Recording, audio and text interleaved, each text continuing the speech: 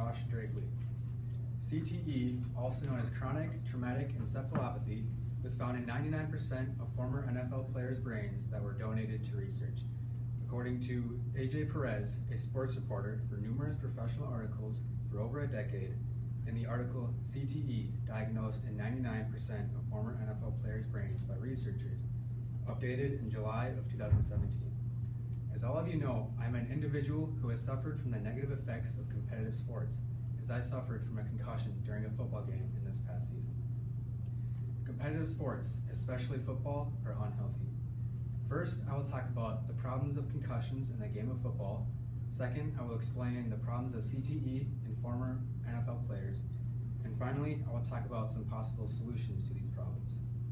First, I will talk about the problems of concussions in the game of football. There are many problems with concussions in the game of football. A concussion is a traumatic brain injury due to a hit to the head. There are many symptoms to concussions that can vary.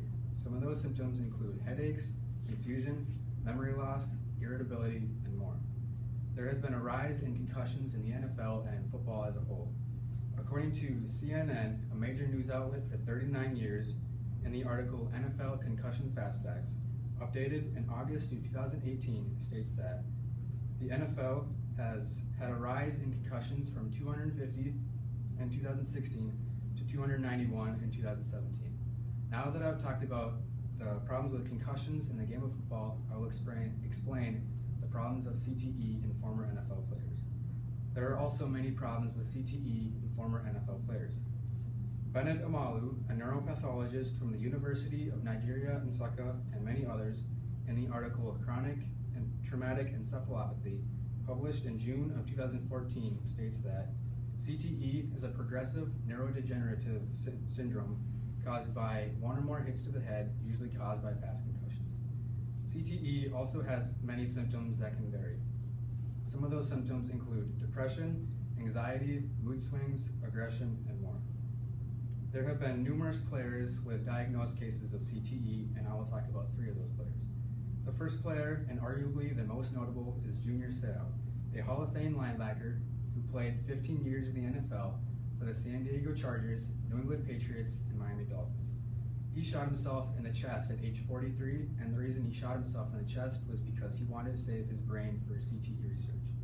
The second player is Mike Webster, a Hall of Fame center who played 17 years in the NFL for the Kansas City Chiefs and Pittsburgh Steelers. He died at age 50 of a heart attack, and he was the first player ever diagnosed with CTE in 2002 by Dr. Bennett Amalu. Third player is Dave Duerson, a hard-hitting safety who played 12 years in the NFL for the Arizona Cardinals and Philadelphia Eagles. He shot himself in the head at age 44, and when talking about past concussions, he said he stopped counting after 15. Now that I've talked about the problems of concussions and CTE, I will talk about some possible solutions to these problems. There are some possible solutions to these problems. There is no possible way to completely eliminate concussions from the game of football unless the game itself isn't played anymore, but that would be too controversial.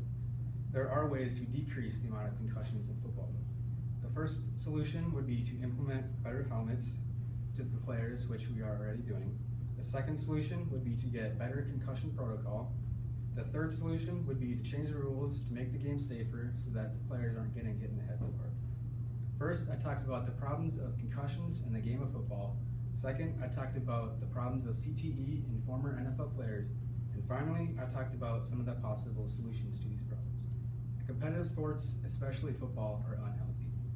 By raising awareness of CTE and competitive sport, the negative effects of competitive sports, I hope to drop that staggering number of 99% to much less throughout the upcoming years.